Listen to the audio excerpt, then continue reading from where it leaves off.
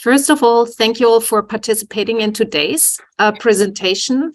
I think I have to click a button. Okay, in today's presentation and also in our research project. Our research project consists of two parts, and the first part took already place at the University of Silesia and at the Ludwig-Maximilian-Universität in München, where Dr. Wysierska and myself gave a lecture about cluttering in Polish and in German. And we collected data with the POSHA questionnaire about the knowledge and attitudes towards cluttering amongst the speech-language pathology students. And we did that before and after the lecture. And today is the second part of our project. And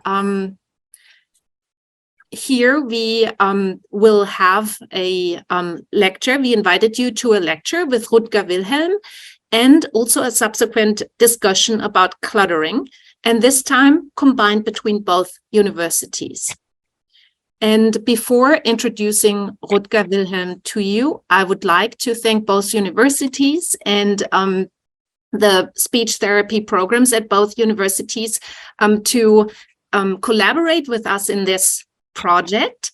And we will present the research, as Dr. Wysierska already mentioned. We will present those results at the Third World Conference of the International Cluttering Association, which will take place this year in September in Katowice, Poland.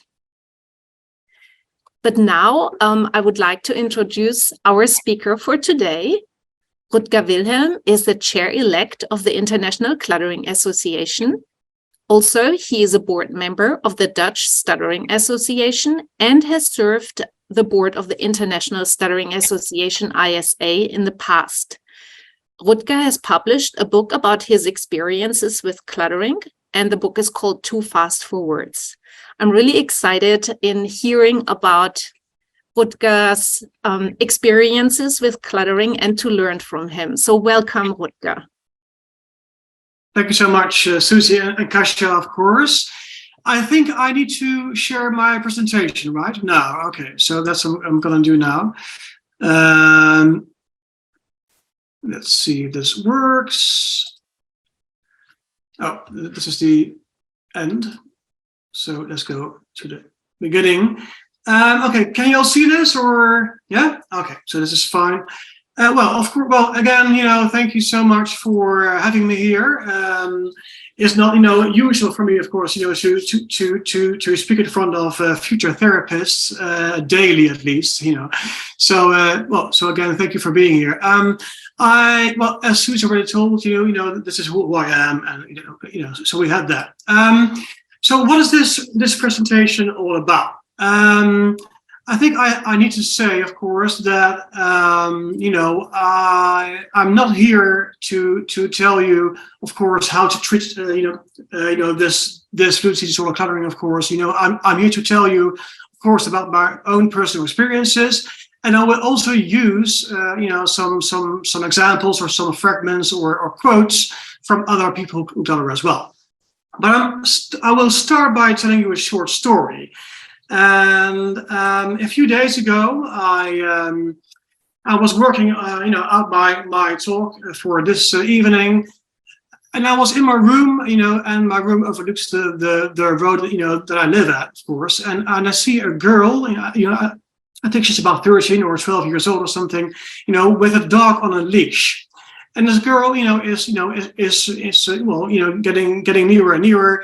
And and suddenly she stops in front of my window, basically, near a tree. And for quite some time, she's looking at the ground near this tree, and she's scanning the sandy ground with her arm. And and at first I don't really see what she sees, of course, but I'm watching this whole scene, just from my window, from a room, I mean. And while her dog is waiting for her, she grabs a small stick and she tries to grab something small. I think is an animal of some kind, maybe an insect or something. Anyway, but she is, trying to roll this animal over and move it to some other place. And, you know, and so she's basically making sure that this animal, you know, has a safe place to land. And then she just walks on. You know, and now, of course, you all think, okay, so why is he telling us this story? But I will tell you that not now, but at the end of this presentation, because there is a message in this, you know, that, you know, is very much. Okay, sorry. Okay, this is a stutter, you know, which is very much related to, you know, to the story, basically, and to the importance, you know, of the right diagnosis of cluttering, and that's where we basically are now. Okay, so I think it's, you know, it's about 10 or 12 years or some from now in the past that I, you know, that things didn't go that well in my life. You know, that was due to all kinds of circumstances in my private life.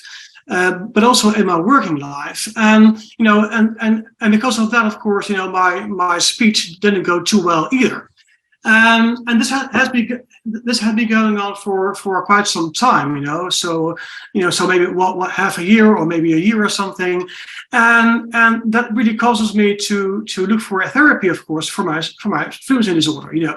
So back then I went to a speech therapy. Which was mainly, or actually only, meant for people who stutter, you know, and I also, you know, after that therapy, I also did some other therapies, you know, so also in groups, for example, and you know, and how much I tried, you know, to put all these techniques into practice, it just didn't work for me. And, you know, and I really didn't understand why that was, you know, and that was really so frustrating, because, you know, I really tried with all my might, of course, to do that, you know, but the tension I felt in my body, I think, you know, was just too high for me to, you know, to overcome that. So, you know, so for example, at work, but also in my private life, I started to notice that people, you know, started to complain about me, you know, or you know, more about my speech, of course, you know. So, for example, at work, my manager, you know, basically gave me the feedback that, you know, colleagues of mine, for example, you know, they were actually, you know, asking questions about my speech, because they, of course, you know, didn't follow me, you know, or maybe as well, you know, they might, you know, have thought that, you know, that my speech was quite annoying or something, or whatever, or chaotic, whatever, you know. So what did I do afterwards? You know, I started to, you know, to increase my level of practice even more, you know. So I, you know, so I was doing, you know, a much harder work. I you know, started to record more, you know, more tapes.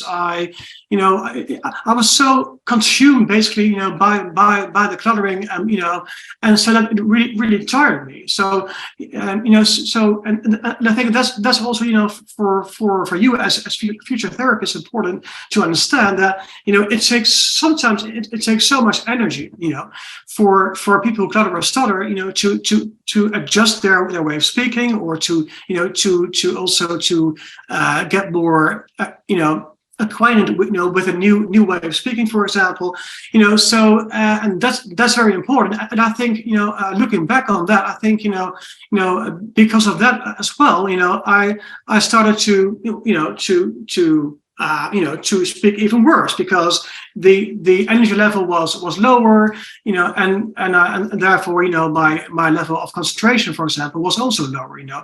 And for cluttering, that's a very important thing, because, you know, when we want to express ourselves even better, or want to talk more slowly, for example, or more clear, you know, that is taking a lot of concentration.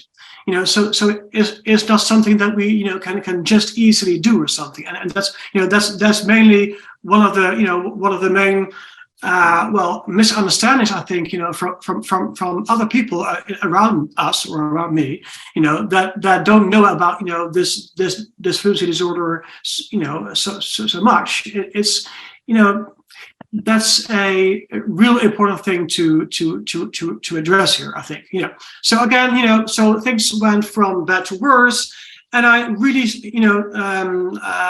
experienced that I started to lose control over my speech. So I wasn't, able anymore, to slow down, for example, or to speak more clearly. That was really scary. So I found myself in some kind of vicious circle, and well, so a long story short, so from that moment on, basically, my manager told me, that she couldn't, continue with me anymore in my job. So I had to leave the job, and to be honest, that was not for the first time. I mean, when it happens once, of course, that's of course really awkward, and it's sad, but that's okay. I mean, mostly people can overcome that. But for me, I think it was the fourth or fifth time even in a row, that I was losing my job. So, and then, you can imagine, I think, that this does something to you. It does something to your confidence, of course, to your self-belief, to your vision of the world around you. So yeah, so that was a really tough time.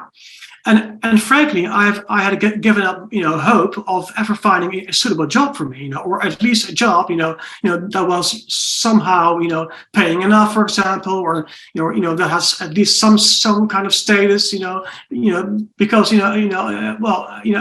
back then I think I was about 32 or something, and friends around me, they were all having all these kind of good jobs and having money and big houses and stuff like that, so that's also something that comes along with your with this fluency disorder, possibly, that you just don't get ahead in life, or you're not really able to participate in the way that you are wanting, of course. So but anyway, so that's a whole long story, but but there was still something deep down inside me that that told me that something wasn't right here, and it was my own story, that there was more to it than, for me at least, than just the diagnosis of stuttering, because I really felt so different from all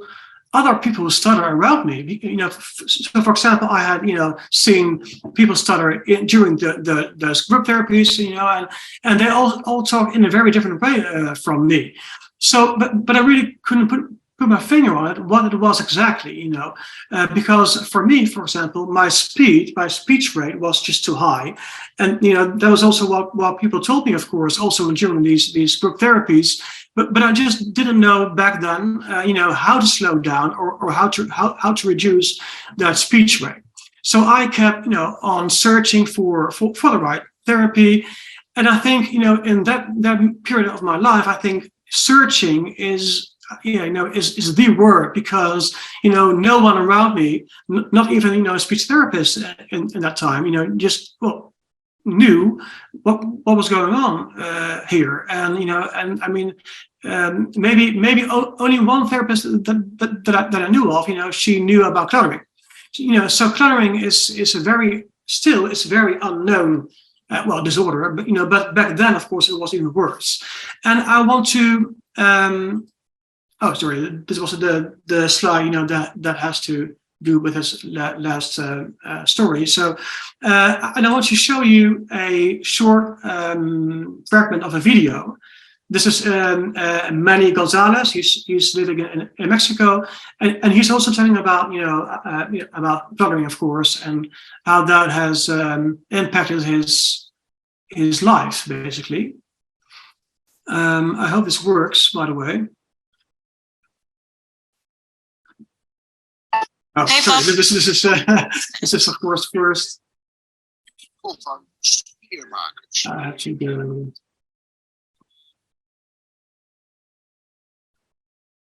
And I'll go to a specific point in time here.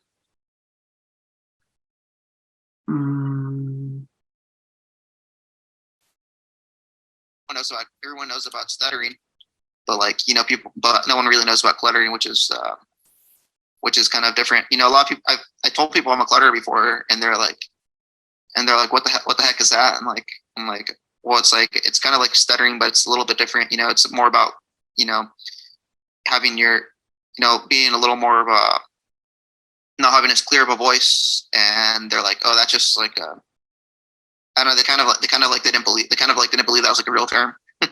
Yeah. I was kind of like making it an excuse for my like bad speech habits. Okay, yeah. So basically, what he is saying is, people just didn't believe, that he had some kind of other fluency disorder, apart from stuttering, and that's that basically says it all, I think. So I just so I just went on, of course, looking for the Holy Grail. And by the way, can you also see this text here on my screen or not? Or can you also see the PowerPoint only? So you can see also the text on my screen, yeah? Yes, so we see the slides on one side and text on the other side, and then the PowerPoint is in the middle. Oh yeah, okay. Anyway, okay. Well, yeah, okay. That's just the way it is, of course. Now, okay, So, so I was, of course, looking for the Holy Grail, still, and then I came, into contact with a therapist, who was, in my own country, of course, and she had, she has so much knowledge about cluttering as well, and she basically, introduced me or diagnosed me with cluttering, and so, and then for the first time, basically, I had, met someone who could tell me exactly, what was going wrong in my life, so, she could, explain everything to me, why I was having so much difficulty in my life and with my speech, and that, that diagnosis basically, made, all the puzzle pieces, fit together, and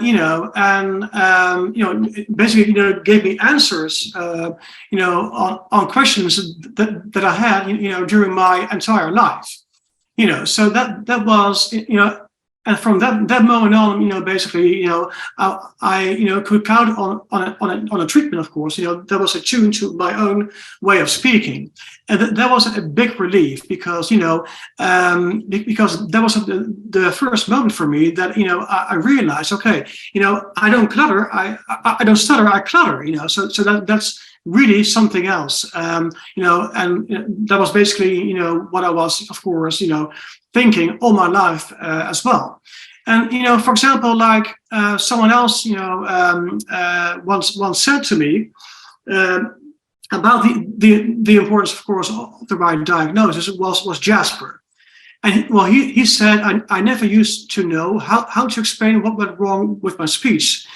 I couldn't really call it stuttering, but I didn't know what it was either, So he just thought he was being clumsy or, floundering with his words, and he would never have guessed that there was actually a name for what he did, So this also, is for me, this is so striking, that this, cluttering disorder is so unknown. Okay, so the diagnosis, for me at least, proved to be, the beginning of the rest of my life. And from that moment on, it just became my mission in life to share the story of cluttering with other people.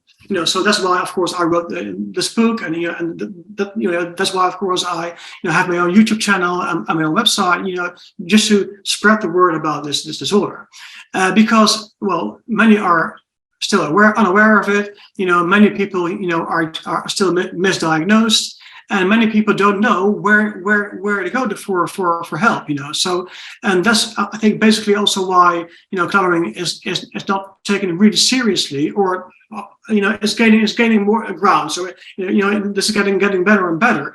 But in the past, for example, I feel, or I have felt, that cluttering is not taken too seriously by the general stuttering community, basically. But again, now it's getting better and better. So the most important gain for me was, actually to understand what went wrong in my speech, of course, because I had no clue how my speech sounded in real life. And this may sound really strange, of course, maybe to you, but before my diagnosis, for example, I never used to record my own speech, for example. So I couldn't really pinpoint all the problems or the causes of my speech problem because of that. But then, of course, by this diagnosis, I knew what was wrong with my speech, and I knew that on the one hand, I had a too high speech rate. So my average was about 11 syllables per second, where the normal speech rate is about 2.5 or 5.3. So when your maximum is 5.3, and I had 11 of that's more than double. So I mean that says it all basically as well. And fast talking just doesn't happen for us. I mean, it happens for a reason, because there is something wrong in the brainstem or in the basic ganglia in my brain, which causes me, to speed up, and that's a real, important cause for you as well, of course, to know about. So. So when on the one hand, there is a too high speech rate, and on the other hand, there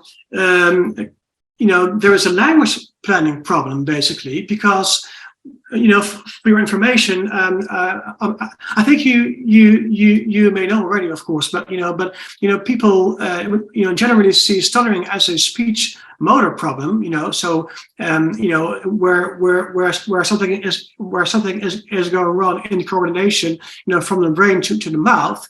But in cluttering, is much more like a language planning thing, or a timing thing, so people have may have difficulty, for example, in basically knowing where to go with their message, so in which kind of direction their story or message should go to, or sequences their story, or basically saying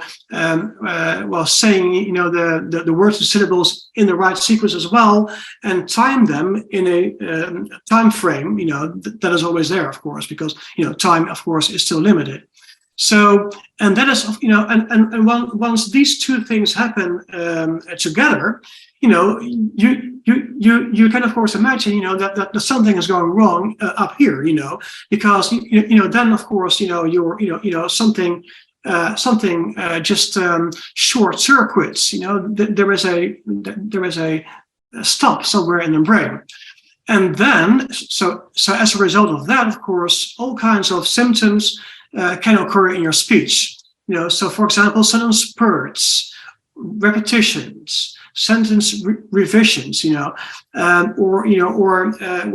blurring syllables together, for example, or word structure errors, where people basically mix up syllables that should have been on some other place in the word, for example. Word finding difficulties are also amongst them. Interjections, abnormal pausing, and so on and so on. So it's so basically cluttering has to do with all kinds of functions basically in your speech. Is not just about not getting the words or the sounds out. It's a whole mix of things that also have to do with language planning. And next to all these, really speech-like things, people who clutter can also experience, for example, a full head.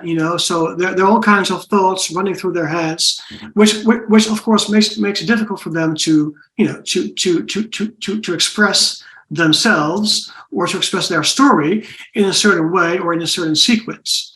Also verbosity, so the intention to speak a lot, basically, is there. Restless physical appearance. People who clutter, they may have, the tendency, of course, to use their hands, like me, for example, to use their hands really much, or to move their heads and their upper body, for example, more than the average person would do. And also there may be, really little eye contact because they are constantly busy in their head, with a language planning, basically.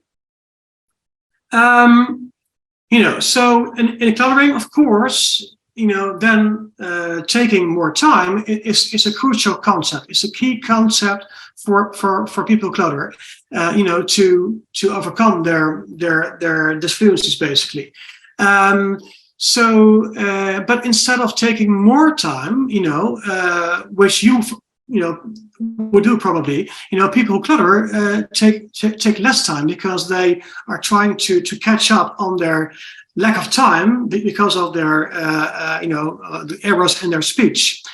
So the irony of the strategy, of talking even faster, it doesn't really work, and just has the reverse effect, basically. So that is going wrong in the speech of people who clutter. So when I learned what I was doing in my speech, I got to understand what it exactly entailed. So for example, what kind of glitches occurred in my speech? What kind of errors were there? So for example, what is my average speech rate and its variation as well?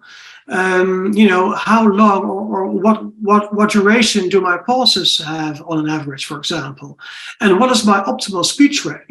So for example, if I want to, I can speech on a much lower level, like I'm doing now, and this all comes across to you, I guess, much more relaxed, basically, much slower, for example, and I mean, like a normal speaker, I think, it sounds, but as you have noticed, in the first half hour of my speech, I'm going really fast, and again, this is not something that that people who clutter can do very easily. But if I want to, I can slow down when I want to.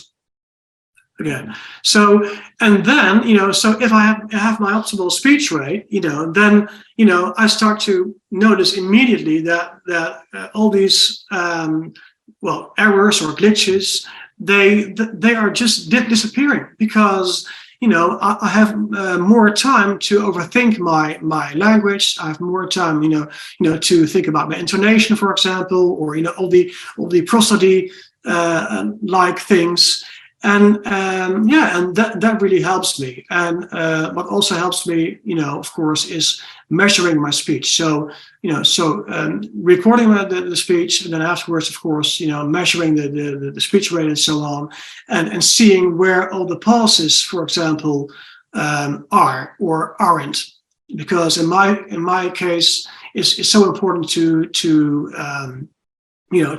take more pauses, for example, and that allows me again to think more about my speech. And then there's also something else, and I think you know that already, perhaps, but this is about the auditory feedback loop. There is a thing with people who clutter, not all of them, but most of them, I guess, have difficulty, for example, with their auditory feedback loop. So they are hearing themselves in a totally different way than you would do, and so they are not always aware about their fast speech rate. They just don't know that they are talking so fast.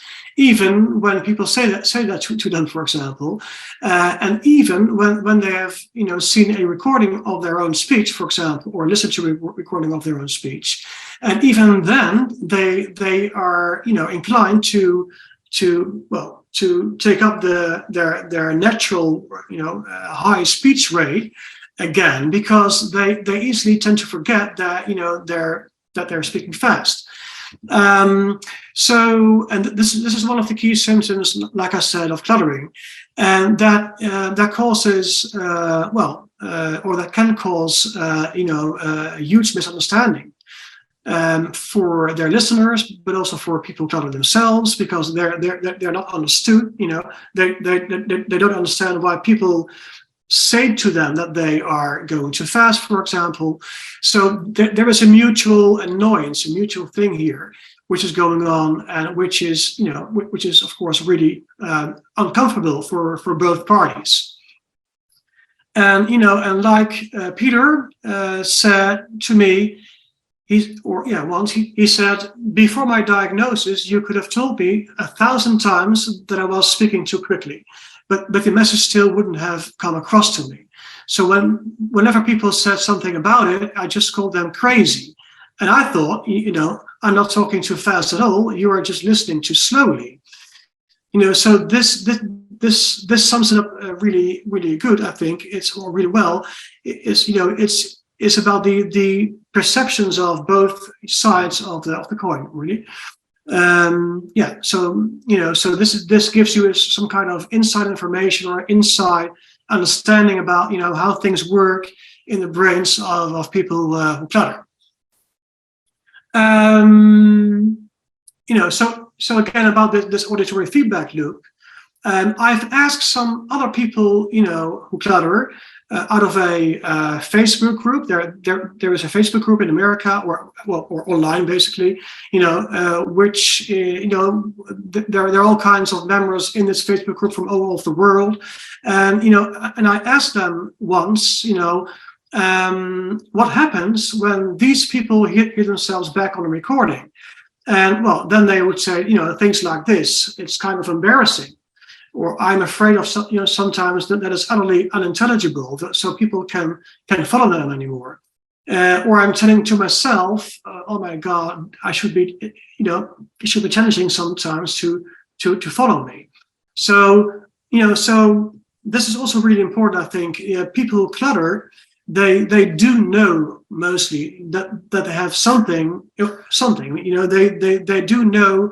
Mostly that there is something not going well in their speech.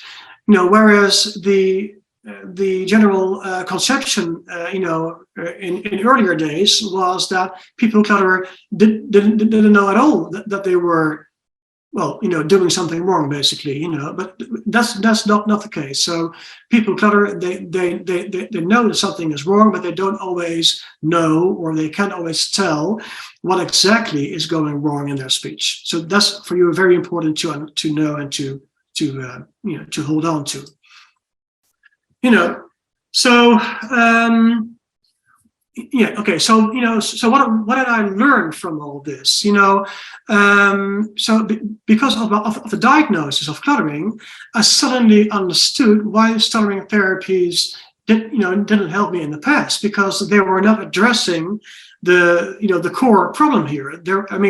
So like I told you, people stutter, they have a different, there's a different cause behind that. And for people who clutter, that's the same way, So, but if you follow a therapy for stuttering, of course, which doesn't address the cause of cluttering, it doesn't work. So, and that's why I also understood, why certain techniques or strategies for stuttering, didn't work for me as well. So now coming back on my, the beginning of my speech, where I was talking about, that I was working so hard to overcome the stuttering, that's why, things didn't go well too, because I just didn't know how to do that. And of course, once you know how things work, once you know what is the matter with you, and then it's much more motivating, to work on that. And it certainly pays off as well in cluttering. So again, if I'm slowing down, it suddenly pays off. Whereas in stuttering, that is sometimes different. Okay, so what also works for me is the delayed auditory feedback. So that's a tool that you can use, and that basically gives you back your own speech, but with a delay, so that you can hear all the mistakes that you're making. That's really, really awesome to have that. But it doesn't always work. But mostly in the beginning, it's really helpful. And of course, also positive feedback from others that really stimulated me to go on with working on my speech. And so because of that, I gradually improved, my speech to the point that I felt really comfortable and really confident, that I could speak. I could speak most of the time in a calm and more controlled way. But it's not all about speech, of course. It's also about awareness, like I told you, and it's also about the mental programming, but that's the same for people who stutter as well. So if you are trying to adjust your own way of speaking, that also does something in your brain, because you have to relearn how to speak, basically. Like a small child, you have to change things or learn how to speak, basically. And that is something that is really overlooked, I think, because that's also difficult. So apart from the technical thing, it's also difficult to change your way of speaking. And so that's also for you good to know, I think. And there, of course, there are still moments for that I don't have control, of course, in my life.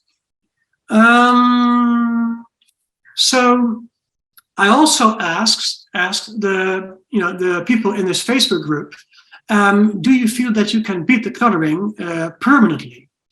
And the general consensus was, more like, okay, we can, control our way of speaking permanently. It's possible, of course, to do something about it, but not for your entire life. So not permanently. Some days I do not seem to clutter at all, and then other days, this happens all the time. So there is a huge imbalance sometimes, when it does or does not happen. But some people, of course, again, can control to a certain extent. And one person is saying yes by a mix of different techniques and a good coach to motivate you. So this person basically says that it's possible to overcome your cluttering. So looking back on all this stuff, or the entire story, there are some general tips that I can give you or give people clutter. That of course cluttering is still there sometimes, and for me it works best to on the one hand accept the cluttering, and on the other hand try to be your best version, basically. So try to overcome all these speech errors or the speech glitches in your speech. But that also asks you to not to be too harsh on yourself or too hard on yourself. So when it happens, it's okay, and you can choose as a clutterer. You can choose basically when to put your techniques into practice, and you're always able. So no matter how bad things are, you're always able to regain control over your speech by just working on it, and that has a direct payoff. Okay, so the overall general message of my story is, yes, you can definitely do something about the cluttering. And the cluttering, like I told you, is still rather unknown. and deserves more attention, obviously. But I think that we, can also do something about that lack of understanding. Because, and that's why I showed you this slide in the beginning of this little girl with her dog. She was, carefully, exploring what was happening down there, near this tree. She really paying attention to it, really caring for this little animal or something, and in my view, this little animal can be called cluttering, basically, in my view, it's so important that people like you, future therapists, but also researchers, and also everyone in the surroundings of people who clutter, that they understand or try to understand what it is, what cluttering is, and be open to it, be open to new things, and don't stick to things that you already know, or that were told to you by other people. So I think it's really important that the stuttering community and the cluttering community find each other even more and talk about these two disorders, which can also happen, concurrently or something, or which can also happen together, So it's not all about cluttering, it's not all about stuttering. Most people who clutter, and who stutter, I think as well, they have, some kind of, some part of the other disorder. So it's almost a combination always. So I think that's really important for you to understand as well.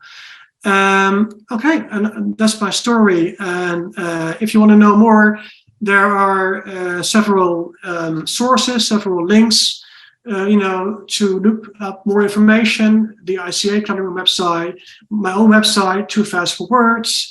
And there's, again, a Facebook group, and there are several YouTube channels out there that can help you, understand this disorder even better. Okay, so thank you so much.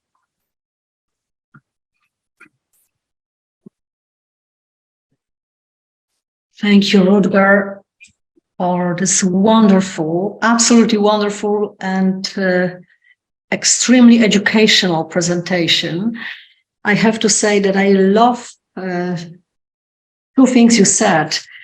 I would repeat again and again, be kind to yourself. I believe it's so important for us as LPs to remind it to our clients, to be kind, to be humans. And of course, let's do something about lack of understanding. I believe what we are doing now is about it. So I love this presentation. I believe it was wonderful and wonderfully delivered.